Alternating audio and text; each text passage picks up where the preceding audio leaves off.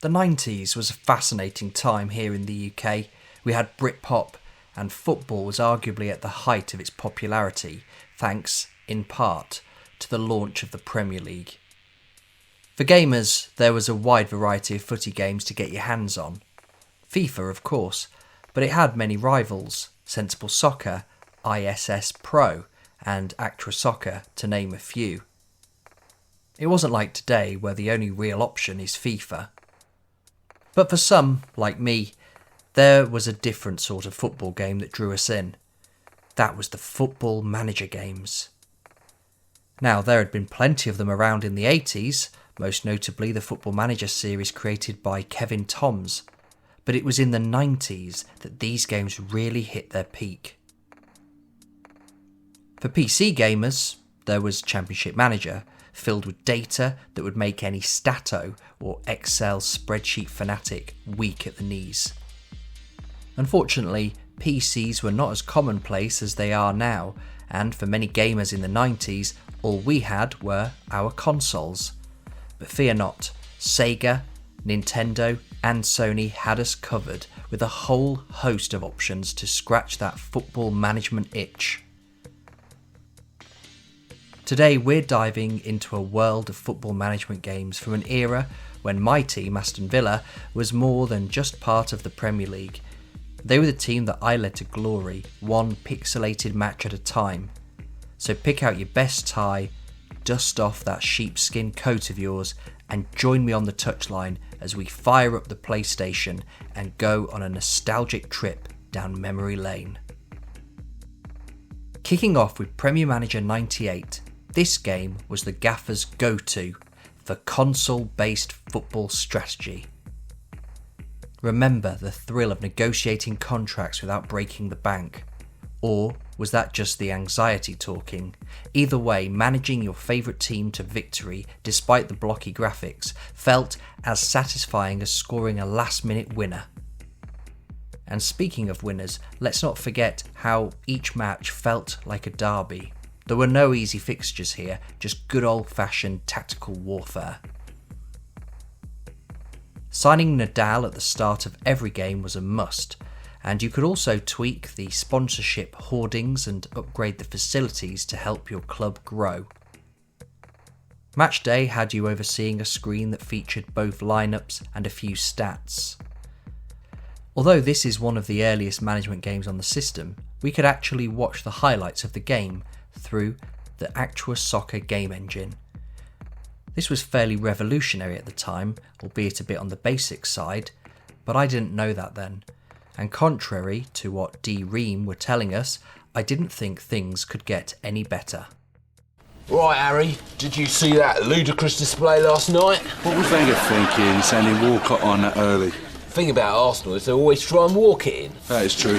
See you later, Moss. Well, there you go. The first LMA Manager was released in 1999. It was the game that made us all feel as though we could give Sir Alex a run for his money, though it didn't include Fergie time as an unlockable extra.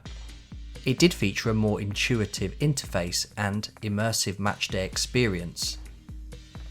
LMA Manager was less about pressing buttons and more about pressing your opponents. Building a squad that could do the double was the dream, but let's be honest, avoiding relegation was often a more realistic goal.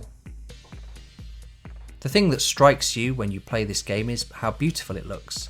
Making use of the shoulder buttons, it was fairly easy to navigate your way around the manager's office. Players could also play in several positions, more true to life than what we have in other management games that insist players can only play in one very specific position. Today, clubs have more substitutes than starters available to them for each match, but back then you had just 5. So finding a utility man, or at least someone who could cover several positions across the back 4 or in midfield, was a must. The match engine was a bit of an upgrade on the one that we had seen in the Premier Manager game, and is much closer to what we see in today's Football Manager series, though LMA managed it 10 years earlier than FM did. The LMA Manager games were hugely popular, and several sequels were released in the years that followed, with the last one coming out in 2007. That edition was available on the PS2, Xbox 360 and PC. I really wish they'd bring back this series. There is still everything to play for and forever to play it in. So that's the football coming up. Watch it. Watch the football. Watch it. Watch it. It's going to move. Watch the football. It's football. By the year 2000, FIFA was undoubtedly the king of all football games. This is a time before Ultimate Team, when each instalment seemed to come with a huge upgrade. Say what you want about the series today, but back then it was a lot of fun. And EA Sports saw a potential cash cow when they branched out into making football management games. And I remember for one birthday receiving FA Premier League Football Manager 2000.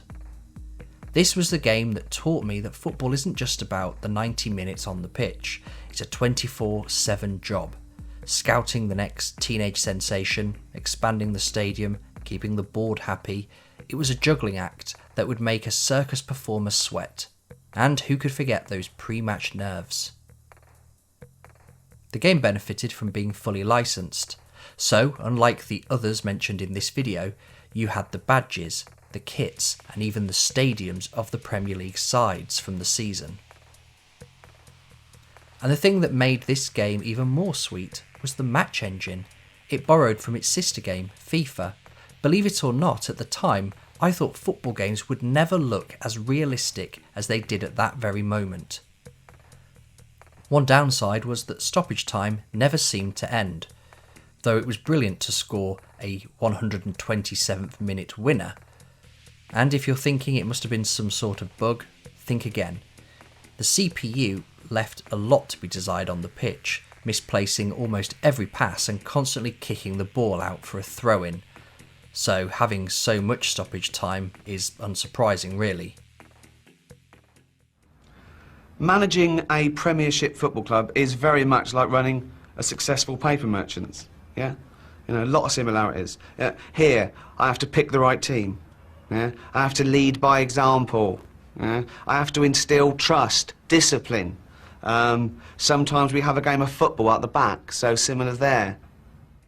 Wrapping up our journey, we take a look at Player Manager 2000, a title that had you take on the role of a player manager.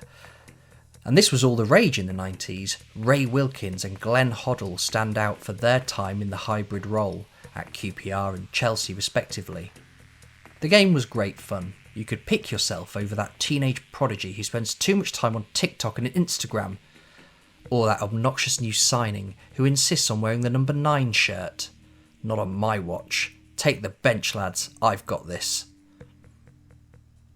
More often than not, you, the player, did nothing on the pitch, and come the day you got the boot, you only had yourself to blame.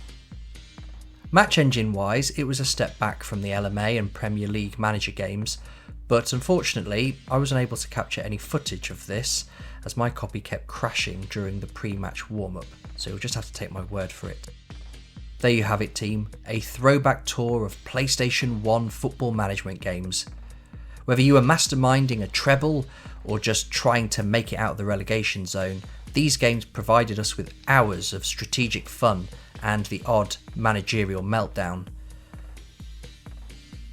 For those of us who manage from the comfort of our armchairs, these titles were our training ground. So here's to the games that made us feel like the next big thing in football management, even if our biggest achievement was just keeping the board off our backs.